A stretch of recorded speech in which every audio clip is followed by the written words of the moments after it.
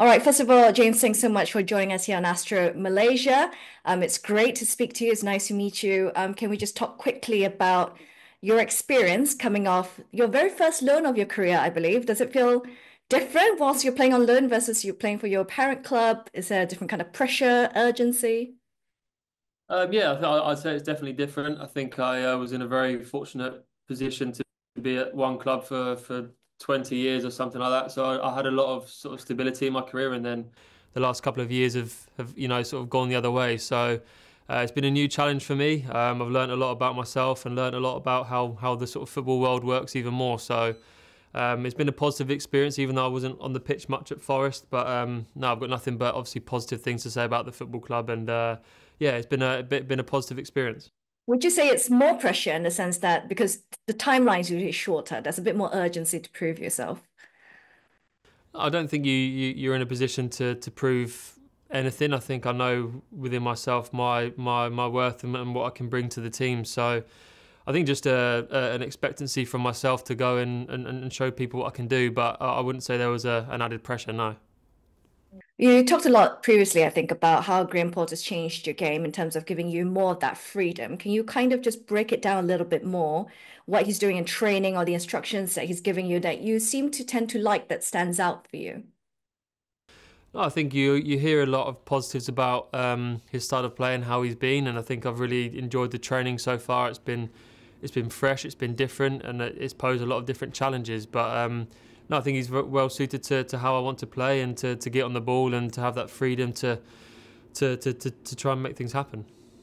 Of course, when it comes to you, we have to talk about set pieces. I'm sure you speak about this in every single interview, but I have to.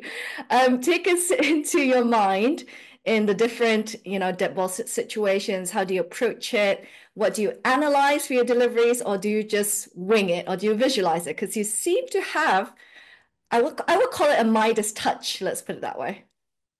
Yeah, I think there's a few different elements with that. I think talking about winging it, I think the free kick at Wolves I scored a couple of years ago was one of them where it was just an old-fashioned hit and hope kind of thing, and that paid off. But no, more obviously regularly. It's a routine that I kind of take myself through, and big into kind of like the muscle memory stuff and how your body kind of remembers certain routines and actions. And with all of that, you have the analysis of the opposition on where you can hurt them in different areas. So it all kind of factors into one thing, and it all boils down, I think, to just the practice that I've put in over the years to try and not perfect, but to be good at dead ball situations. Do you have a favorite one?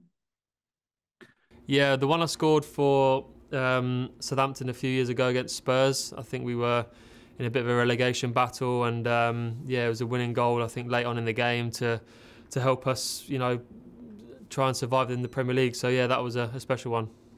Of course, when you think about names like Juninho, you think about David Beckham, yourself as well, free kick specialist, right? Do you feel it's a dying art to some level these days? And why do you think that is? Um, no, I wouldn't say it was a dying art. I still think when a free kick goes in, it's obviously a special skill. I think over the years there's been some real memorable goals that come to mind that have been scored from them, and But to have it's that not. person to be like a specialist in free kick. Yeah, no, I think it's a great skill to have, and I think for me it's just a good example that if you work hard at any sort of skill, then it can come to to pay dividends to the team. Um, so obviously I have to ask you, and this is quite subjective because people rank you as one of the best free kick takers in the world. I want to know who yours is. Yes, you can say yourself as well. That's completely fine. What, as in present Of or all just. time, all time. Yeah, I'd probably have to stick with David Beckham. I think I looked up his stats a few years ago. I think he scored about 70 or 80 in his career, and you think, oh, I'm one behind his Premier League record, yet he's got all of those to his name. So I think it says a lot about his ability with it to be able to do that. Will you change your mind the moment you beat his Premier League record? No, I think I need to score another 60 odd to match him. So no, I'll respect him and say it was him. Well, have you met him though? I'm curious. I haven't, no, I haven't. What did you say to him if you do meet him? Will you be like, I'm one behind you, by the way? I'd be a very shy, probably little boy then meeting him. I'd be a proper fan. But no, yeah, we'll see. Hopefully, it happens one day. Well, fingers crossed for you. I do pray that for you. Do you feel because of your set piece ability, though, that other aspects of your game maybe kind of goes under the radar sometimes? Probably not by your manager, of course, but like maybe the fans don't see it so much, deserves a bit more appreciation. Yeah, I think it's all about perspective, and people view the game differently in so many ways. You have some managers play this style, that style, and think X, Y, and Z of different players, and that's totally fine. But no, it's all about what I believe in myself and what I feel as though I can bring to the team and my qualities. And as long as my teammates and my manager feel that way, then that's a positive for me.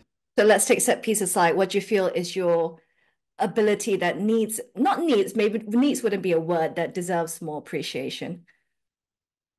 Um, I mean, I've always prided myself on my work rate and my work ethic. I think that's something that stood me in good stead throughout my career. And I think being that sort of team player and willing to dig in and do the hard bits, I think is probably my one of my greater assets. If you could be teammates with a dream player, active or retired, dead or alive, who would it be? Well, it wouldn't be David Beckham because he'll have all the free kicks. So I'll have to. That's a good question. That. So dead or alive, active or retired, so anyone at all. I loved watching Thierry Henry as a kid. I think, yeah, in that Arsenal team, yeah, it just brings back a lot of good memories. So I think to be able to supply him with the ball and watch him go on his runs, I think would be a good addition. Right then. One final one for me. At this stage in your career, how do you feel about things? Where do you feel you are at in your career at the moment? I'm in a really good place. I think this year especially has been a real challenging one, and one that I've learned a lot about myself on the pitch, but also off the pitch as well. So now I'm in a really good place. I'm enjoying my football. I feel happy, and the sun's out. So yeah, I'm good. Yeah, the sun does look out based on what I'm seeing on the screen at the moment. Thank you so much, James, for joining us once again. Of course, all the best for the rest of your season. Thank you very much. Cheers. Thank you.